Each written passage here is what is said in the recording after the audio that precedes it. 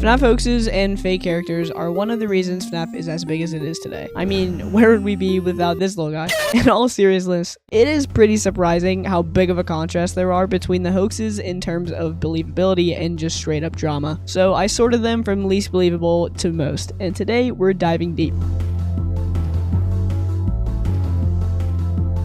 Starting us off, we have the category of hoaxes that fooled close to nobody and may or may not be straight up jokes. This first one might hurt some people, but we have the FNaF 2 purple guy animatronic. If any of you fell for this back in 2015, that is your own fault. The original image was made by a guy named Roxo1987, a few days after FNaF 2's release. He's still posting on Twitter, but the original post where the image was uploaded isn't up anymore. The image that many of you most likely remember more are the edits that followed the character's popularity, like this darkened version. Jumping far in the timeline to 2022 and 2023, we have a general collection of those fake movie trailers that always pop up for popular movies. My personal favorites are the ones that claim to be the final official trailer and then straight up reuse all the footage from the first one and use a royalty-free epic trailer song. What's annoying about these are the fact that they're coming back. There's already fake FNaF 2 trailers and teasers fitted with AI-generated content, shitty edits, and even Willy's Wonderland footage. You actually can't make this up. Going back to animatronic edits, like the purple guy animatronic, we have Golden Toy Freddy. There is a bit of mystery in which image of him came first and who made it, and there isn't a conclusive answer. The lore usually associated with him is that he can be seen when 1987 is inputted on the Wither animatronics in the FNaF 2 custom-made editor. The first image of him could easily be the jump scare hue shift one, or the very amusing hallway render with a giant red arrow. It's always neat to see these cheap edits made by fans turned into beloved full-on characters that are cherished by the fandom. This can be said with even more confidence in the next category. These guys had a lot more believability than the former, and had much more widespread appreciation for them. The first one that came to mind is the theory that started circulating when teasers for FNaF 3 started releasing on Scott Games. The teaser that started the controversy was one that showed the right side of Springtrap's face, along with text that said, "I'm still here." When reflecting the side of the face that is shown, the character kind of resembles a Freddy animatronic. Many people believe that this next game would either feature a gross, rotting version of Golden Freddy, or Fredbear from Fredbear's Family Diner. And they were pretty close in the end, given that it was supposed to be Spring Bonnie. There's still a very small corner of the community that firmly believes this teaser resembles Golden Freddy or Fredbear more than Springtrap. This may be because the model of Springtrap used in the teaser kind of looks different than the one used in the game, given the distance of the eyes from each other or other really small details, but come on, it's Springtrap. FNaF 3 is literally all about Springtrap. This whole dispute resulted in a new character that's often referred to as either Salvage or Fredtrap. This next one is also related to FNaF 3, and is tied to a certain YouTuber that's often credited for FNAF's popularity. During the first episode of Markiplier's original playthrough of FNaF 3 at 5 minutes and 53 seconds, Golden Freddy's face appears in the static of camera. Something like that. Oh. So I thought we could have them playing over the speakers as people walk through the attraction.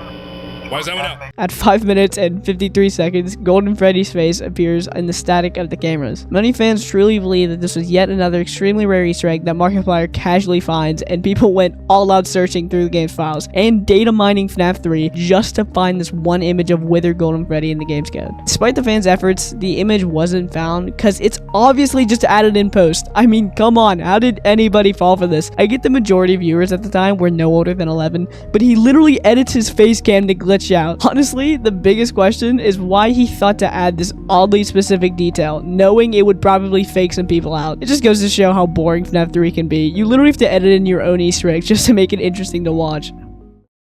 To start this category off, we have someone that the majority of you are waiting for, Sparky the dog. This case is especially unique considering that a fan edit in 2014 marinated for 9 years and was recognized as a crucial part of the game's history and landed a spot in the movie. Just stop and consider how insanely cool that is. These 3 Tumblr users made a little Photoshop edit and got featured in a $20 million movie. The main reason Sparky was so easily believed is because he was the first. Nothing like this was seen before, so the idea of a secret Easter egg animatronic were convincing at the time. Hell, people probably thought that Golden Freddy was more of a fake because he was just a simple hue shift. Similar to the Golden Freddy in the Markiplier FNaF 3 hoax, through data mining and careful search, Sparky the dog was confirmed to be a hoax. The wholesome part of Sparky's story is just how much the community cherishes it and appreciates its major points in FNAF's 10-year journey. This little controversy over a fake animatronic was so crucial to the community's knack for mystery solving and theory crafting, and without Sparky, this video would be a lot shorter. It's pretty funny to think that at the start of FNAF's life, there were controversies, and 10 years later, the fandom is still tearing itself apart. The Freddy Files was a book series that started in 2017, got an updated version in 2019, an ultimate version in 2021, and 2 Security Breach exclusive books in 2022 and 2024, respectively. They each focus on explaining each game's gameplay, secrets, lore, and explain some glitches and stuff like that. Around May of last year, there was talk of an upcoming soft drop of a spin-off book called The Talbert Files. This book would have been written by the perspective of a character named Dr. Talbert, and you would read about his research on events at Freddy Fazbear's Pizza. The reason this hoax spread like wildfire is because in the documents posted along with this claim were lore drops that directly conflicted established lore. This made fans question commonly accepted conclusions in the community. The documents had some pretty big claims, like lost characters that would soon be making comebacks, and a secret second party assisting William in his murders. What gave this hoax legitimacy were the series of documents linked with the claim, which really messed with the fans' heads. The controversy got so big that Scott Cawthon himself had to come out and debunk the Talbert Files, something he's known for never doing. The Twitter account that shared the original claim deleted their account, adding to the mystery. The person behind the account probably did this to avoid the well-deserved backlash of trolling the entire community, but stops us from getting additional information on the controversy.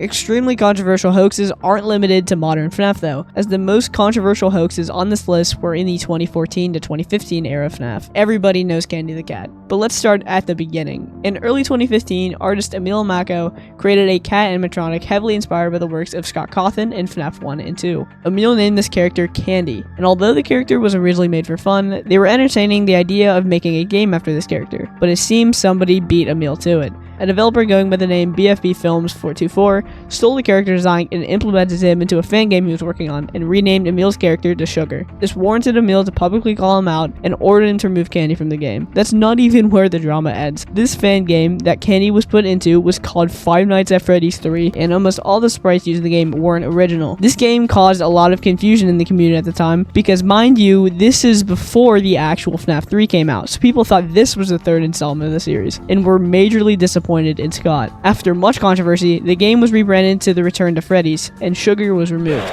After this whole situation, people then thought that Candy, not Sugar, was being implemented into FNAF because of a silhouette in the FNAF 2 prize corner that vaguely resembles a cat. This poor character could not catch a break. This next one is especially disturbing and has to deal with real-world events, so just beware, I guess. Everybody knows the work that game theory has done for FNAF and how he helped uncover its complicated lore. Going back to his very first video on FNAF, Matt suggests a particularly morbid theory. He suggests that the original FNAF game was inspired by a real-life shooting. He explains the story of 5 people stuck over time in a Chuck E. Cheese building in the year 1983. They weren't alone in that building, however.